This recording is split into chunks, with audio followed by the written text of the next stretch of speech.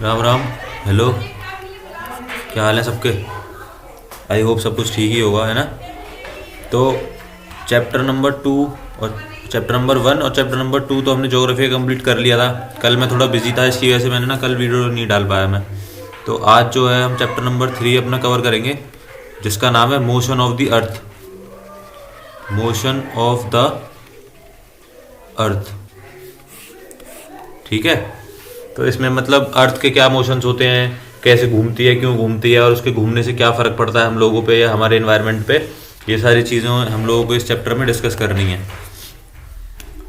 तो चलो फिर शुरू करते हैं। तो ये हमारा chapter number 3, motions of the earth.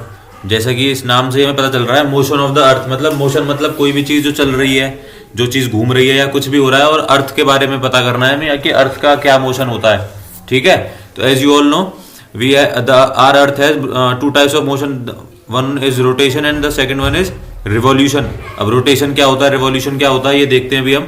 rotation is the movement of the earth on its axis. देखो जैसे ये हमने पढ़ी थी ना, ये अर्थ है, ये इसकी एक्सिस है, इसी के थ्रू घूमते रहना। जैसे आप आपने देखा होगा, आपसे बड़े लोग या भैया भैया अपनी उंगली पे फुटबॉल को घुमा देते हैं ना, तो वो बस घूमती रहती है ऐसे एक ही जगह पे। तो उसको क्या कहते हैं? उसको हम कहते हैं रोटेशन। एक ही जगह पे घूमती रहती है गोल गोल, उसको क्या कहते हैं हम? रोटेशन।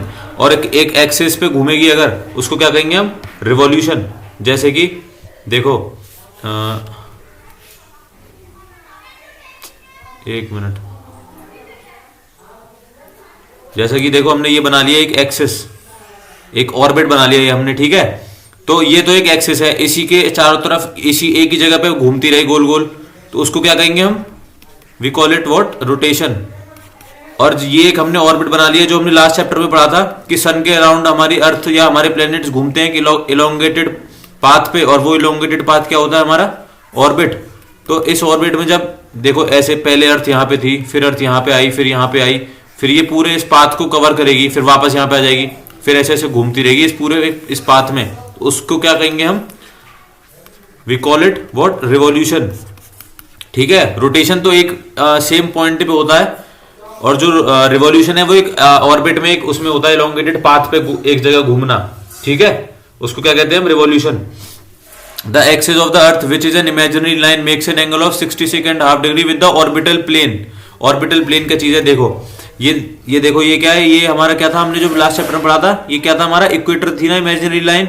तो जो ये समझ लो आप, वैसे तो हमारी अर्थ टिल्टेड है, तो वैसे तो हमारा इक्वेटर ये है, लेकिन जब अगर हमने इसको पूरा एक स्फीयर मान लिया, और ये हमने इसको मान लिया अपना कि जो ये वाली लाइन है जो अर्थ को 2 इक्वल पार्ट्स में डिवाइड कर रही है, अभी के लिए इमेजिन कर लो बस। तो जब इस पे से हम एक परपेंडिकुलर खींचेंगे, तो ये परपेंडिकुलर हो गया हमारा 90 डिग्री का एंगल, और ये हमारा वो हो गया, जो एक लाइन हो गई, हमने इसको क्या कहा है? ऑर्बिटल प्लेन कहा है हमने, है ना? ये हमारा परपेंडिकुलर हो गया। तो अब जो हमारे अर्थ की एक्सिस है वो थोड़ी सी टेढ़ी है ऐसे, ठीक है? तो जो हमारे अर्थ का जो एक्सिस है, जो परपेंडिकुलर के साथ, जो वर्टिकल लाइन के साथ, ऑर्बिटल प्लेन पे जो वर्टिकल लाइन बनाई थी उसके साथ जो एंगल बनाती है, वो कौन सा है? 23.5 डिग्री का एंगल, जो मैंने आप लोगों को कल बताया था। क्या कि हमारा जो एक्सिस है हमारी अर्थ का जो एक्सिस है वो किस पे टिल्टेड है? कितने एंगल पे? 23.5 डिग्री एंगल पे टिल्टेड है ना? और अगर हम इसको ऑर्बिटल प्लेन के हिसाब से देखेंगे, तो उसके हिसाब से ये 66.5 डिग्री पे हमारा जो एक्सिस है वो टिल्टेड है, ठीक है? अगर आप इस वाली लाइन के हिसाब से देखोगे, जो ये हॉरिजॉन्टल लाइन है, इसके हिसाब से तो वो जो एंगल बनाती है वो 66.5 डिग्री बनाती है हमारी एक्सिस अर्थ की, ठीक है? और जो वर्टिकल लाइन के हिसाब से बनाती है वो कितना बनाती है? 23.5 डिग्री, ठीक है? तो ये बात हो गई क्लियर। अब इसकी वजह से, due to the spherical shape of the earth, हमने जो अर्थ की जो शेप है हमारी, वो कौन सी शेप है? जियोइड है ना? जियोइड कौन सी शेप होती है? जो पोल्स पे फ्लैट एंड होती है, और बाकी जो मिडिल में से बल्ज होती है, बाहर की तरफ खुली हुई होती है, फूली हुई होती है मतलब। तो उस शेप को क्या कहते हैं हम? जियोइड, या फिर स्फेरिकल शेप भी कह सकते हैं उसे, बट वो पूरी तरह से स्फेयर नहीं होता है। तो इस स्फेरिकल शेप की वजह से, देखो इस वाली फिगर में, इस शेप की वजह से जो सन जो है हमारा, जो सन की जो रेज आ रही है, उन रेज से क्या हो रहा है कि हमारी आधी पार्ट, ये आधी अर्थ है हमारी, ठीक है? इस आधी अर्थ पे तो यहाँ पे तो क्या हो रहा है? दिन। और आधी अर्थ पे क्या हो रही है? रात। आधी अर्थ पे क्या है? नाइट। आधी अर्थ पे क्या है? डे। तो ये किसकी वजह से है? हमारी अर्थ की शेप की वजह से, इसी वजह से है ना ये। तो the circle that divides the day from the night on the globe is called the circle of illumination. ये जो सर्कल ऑफ, ये वाली जो लाइन है ना, इस वाली लाइन को क्या कहते हैं हम? Circle of illumination. ठीक है, आई होप कि ये क्लियर होगा। इसमें ऐसा कुछ ज्यादा बड़ी बात नहीं है, नॉर्मल सी बात है। ना भी समझ में आया करे तो एक बार अपने आप चैप्टर को रीड किया करो, उसके बाद भी नहीं आया रहा तो कमेंट डाउन करो, मैं अपने आप पढ़ाऊंगा। अब एक और टॉपिक मेरे को जरूरत पड़ेगी तो मैं वो भी समझा दूंगा अलग से। कोई ये नहीं है कि मैंने एक बार वीडियो बना दी तो मैं दोबारा नहीं बनाऊंगा, ठीक है। उसके बाद the earth takes out 24 hours to complete one rotation and its around its axis. जो हमने एक्सिस पढ़ा था ना, रोटेशन का होता है इसी पे गोल गोल घूमती रहती है, उसको क्या कहते हैं हम? रोटेशन। तो रोटेशन कितनी देर में करती है हमारी अर्थ अपने एक्सिस पे? 24 आवर्स में, है ना। तो उस 24 आवर्स को क्या कहते हैं हम? अर्थ डे।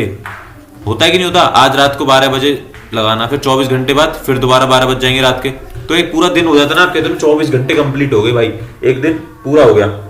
तो वो एक दिन रोटेशन की वजह से होता है, ठीक है। ये वाली बात हमेशा ध्यान रखना। अब जो रोटेशन से क्या होता है, हमारा 24 आवर्स कंप्लीट होते हैं। किसकी वजह से? रोटेशन की वजह से हमारे 24 आवर्स कंप्लीट होते हैं अर्थ पे, जो कि हमारा 1 डे की बराबर है, या फिर एक अर्थ डे की बराबर है, ये भी कह सकते हो आप, ठीक है। और जो हमारा रिवॉल्यूशन, जो मैंने बताया कि एक इलोंगेटेड पाथ, एक ऑर्बिट में हमारा जो रिवॉल्यूशन होता है, the second motion on the earth around its sun is in its orbit is called revolution. और इस रिवॉल्यूशन की वजह से क्या होते हैं? जो हमारे सीजन से बदलते हैं ना, कि अब सर्दी आ गई, अब गर्मी आ गई, फिर कभी स्प्रिंग सीजन आ गया, कभी ऑटम सीजन आ गया, कभी रेनी सीजन आ गया, ठीक है। तो ये सारी चीजें किसकी वजह से होती है? हमारी रिवॉल्यूशन की वजह से।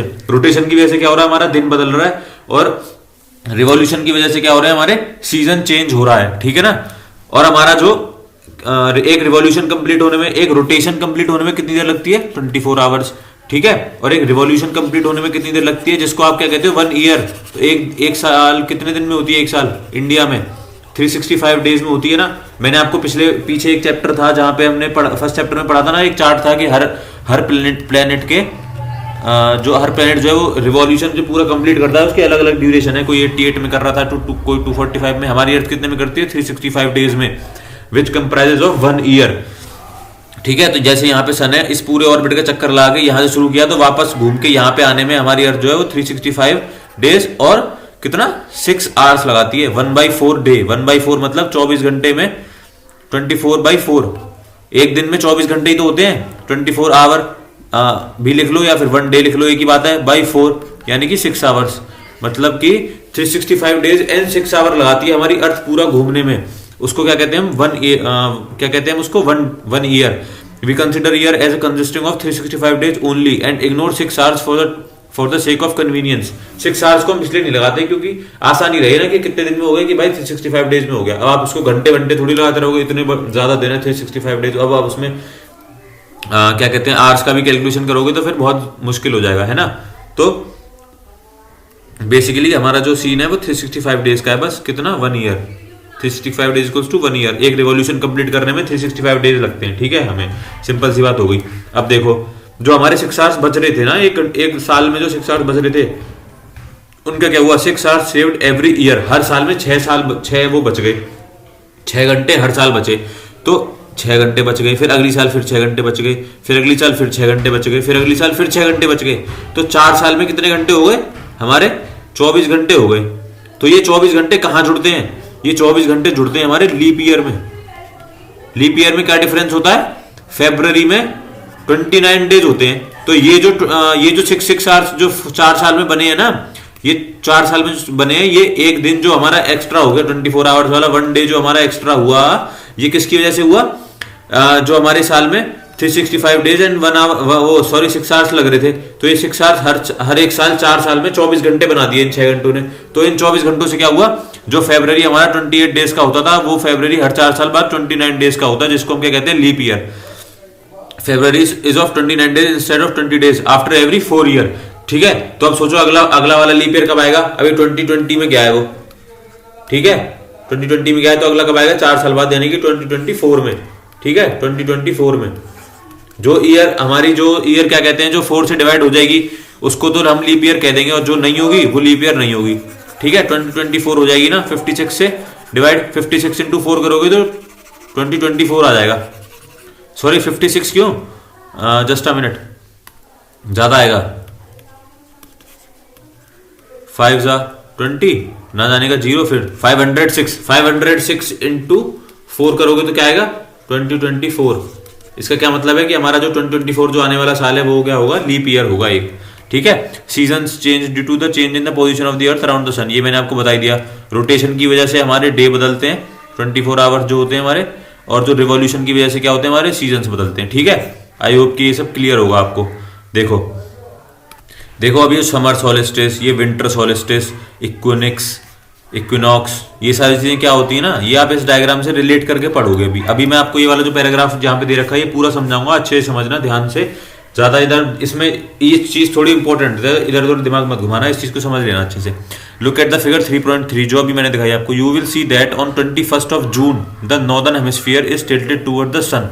ठीक है, नॉर्दर्न हेमिस्फीयर कौन सा भाई, 21 जून, 21 जून। नॉर्दर्न हेमिस्फीयर कौन सा होता है, ये हमारी अर्थ है, ये हमारा इक्वेटर है, ऊपर वाला नॉर्दर्न हेमिस्फीयर, नीचे वाला सदर्न हेमिस्फीयर। ठीक है, तो इसमें क्या, इस फिगर में क्या पता चल रहा है हमें, ये हमारा इक्वेटर मान लिया हमने। तो भाई नॉर्दर्न हेमिस्फीयर जो है वो सन की तरफ टिल्टेड है कि नहीं है। नॉर्दर्न हेमिस्फीयर का पार्ट थोड़ा ज्यादा है सन की तरफ, सदर्न हेमिस्फीयर का थोड़ा सा ही है, इतना सा है ना, है कि नहीं है। तो यही बात तो वो कह रहा था कि 21 जून को जो हमारा नॉर्दर्न हेमिस्फीयर है वो सन की तरफ टिल्टेड होगा। ठीक है भाई, हमने मान ली tilted toward the sun. The rays of the sun fall directly on the tropic of cancer. ठीक है, ट्रॉपिक ऑफ कैंसर पे क्यों पड़ेंगी रेज डायरेक्टली, क्योंकि ट्रॉपिक ऑफ कैंसर ही तो होता है हमारा नॉर्दर्न हेमिस्फीयर में, सदर्न हेमिस्फीयर में होता है ट्रॉपिक ऑफ कैप्रिकॉर्न तो। ठीक है, लेकिन नॉर्दर्न हेमिस्फीयर में क्या होता है, क्या होता है नॉर्दर्न हेमिस्फीयर में, ट्रॉपिक ऑफ कैंसर। तो ट्रॉपिक ऑफ कैंसर में क्या होगा, sun fall, rays of the sun fall directly sun की रेज पड़ रही है इस टाइम ट्रॉपिक ऑफ कैंसर पे। ठीक है, चलो इतनी बात हमें समझ में आ गई, क्लियर हो गया।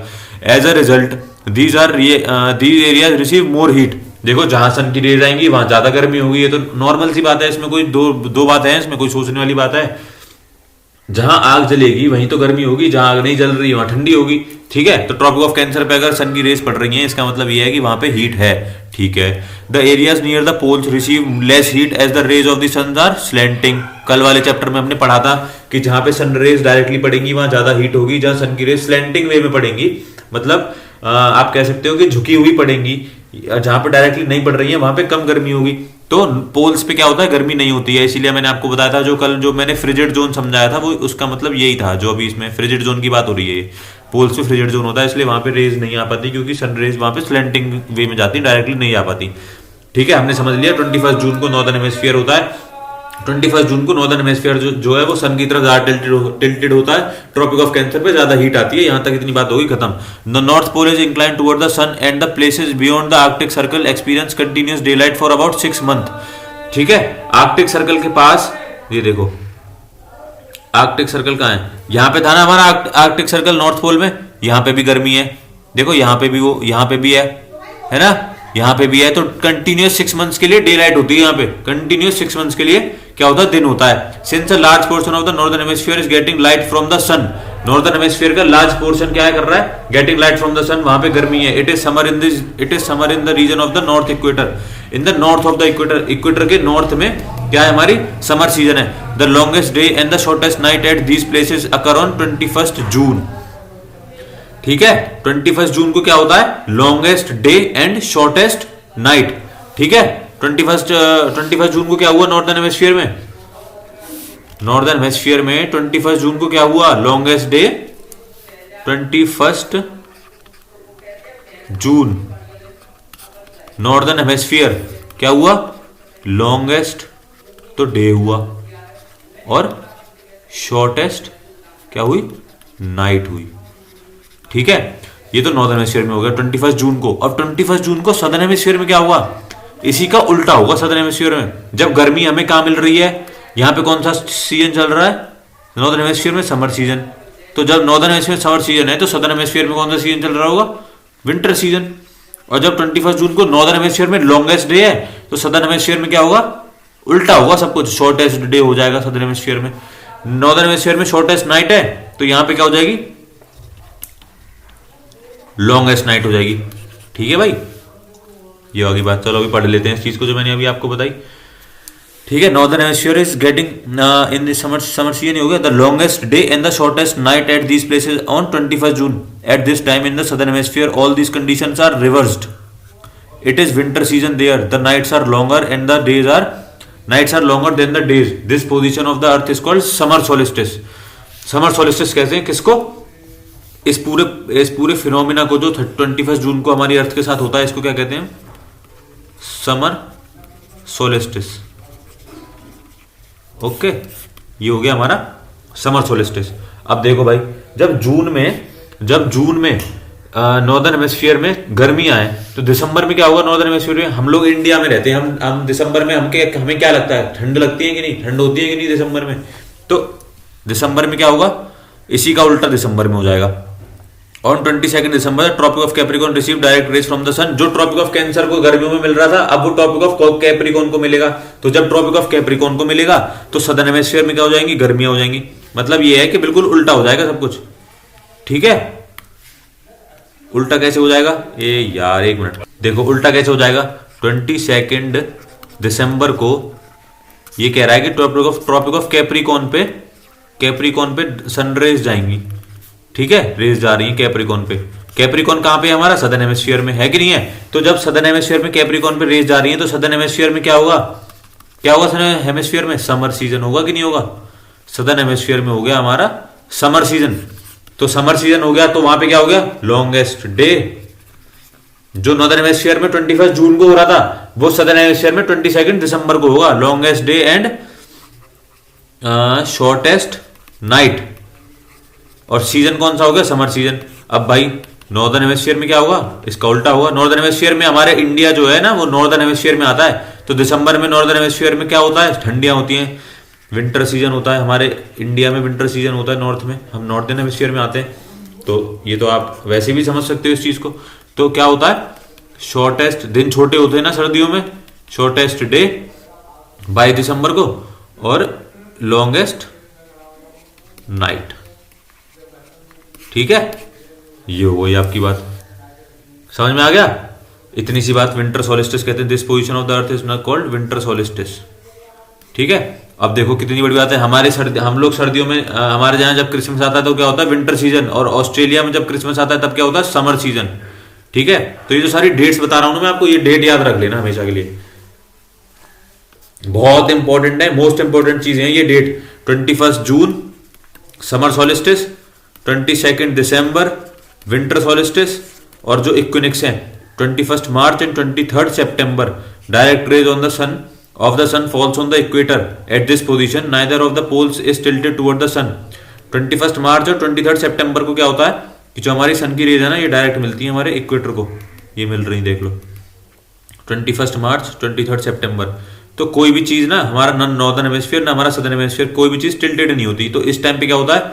Equal days and equal nights, this is called equinox sorry, equal days equal night, equinox कहते हैं हम इसको। ठीक है, आगे वाली बात समझ में? इसको क्या कहते हैं हम? इक्विनॉक्स। तो हमारी 4 डेट हो गई। अब क्या हो गई हमारी 4 डेट? हमारी 4 डेट हो गई क्या क्या? समर सोलिस्टिस कब था हमारा? हमारा समर सोलिस्टिस कब था? 21 जून को। हमारा विंटर सोलिस्टिस कब था? 22 दिसंबर को। ठीक है, एक हमारा अरे यार आज क्या हो रहा है? उसके बाद क्या आता है हमारा? Spring equinox. स्प्रिंग इक्विनॉक्स कब होता है हमारा? 21 मार्च को। ठीक है, और ऑटम इक्विनॉक्स कब होता है हमारा? 23 सितंबर को। ये 4 डेट हमेशा के लिए दिमाग में बैठ जानी चाहिए, कहीं भी लिख लो, अपने आंखों के सामने चिपका लो किसी भी दीवार पे, लेकिन ये चीज याद रहनी चाहिए। तो याद रहनी चाहिए, ये इतनी इंपॉर्टेंट है तो समझ जाओ ये सारी चीजें क्यों होती हैं। ये मैंने आपको समझा दिया क्यों होती हैं। ना समझ में आए तो बुक पढ़ना, दोबारा सी वीडियो देखना। ठीक है, उसके बाद भी ना समझ में आए तो फिर तो हम यहीं दोबारा समझाएंगे आपको।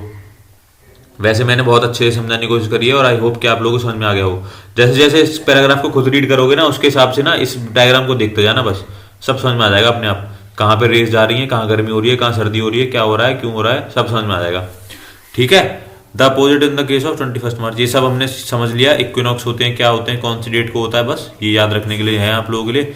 दस you find that there are days and nights and the changes in the seasons because of the rotation and the revolution of the respectively. ये हमने समझ ही लिया कि रोटेशन से क्या होता है, रिवॉल्यूशन से क्या होता है। अब आपकी एक्सरसाइज बची है, ये कर लेते हैं हम।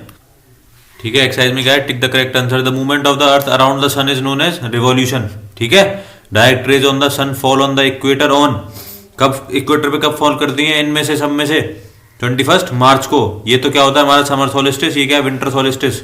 21 मार्च को क्या होता है हमारा? Equinox. Christmas is celebrated in summer in Australia, अभी हमने पढ़ा था ऑस्ट्रेलिया में गर्मियों में क्रिसमस वो करते हैं celebrate. Cycle of the season is cause due to the revolution, ठीक है, ड्यू टू किसके वजह से, revolution. The leap year has how many days, 366 days, एक दिन बढ़ जाता है ना उसमें, फेब्रवरी में जो 29 डेज होते हैं तो नॉर्मली 365 डेज होते हैं, तो लीप ईयर में कितने हो गए हमारे, एक दिन बढ़ गया तो 366 days. The daily motion of the earth is called rotation, daily motion जो होता है वो क्या होता है, rotation. The earth travels around the sun in orbital or we can say elliptical path या फिर इलोंगेटेड पाथ, ठीक है।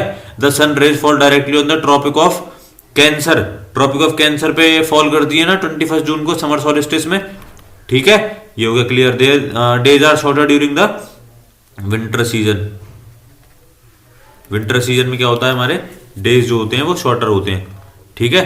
तो ये आपका चैप्टर यहाँ पे खत्म होता है। आई होप कि ये सारी चीजें आपको समझ में आई होंगी। ये चारों डेट ध्यान में रख लेना, लिख लो या कुछ भी कर लो, बस इन्हें रट लो कैसे भी, ठीक है। बाकी का काम हम अगले चैप्टर में, I will upload the video tomorrow, ठीक है। Thank you so much for watching my videos. I hope you are getting my point and I hope I am able to make you understand the topics. Thank you so much.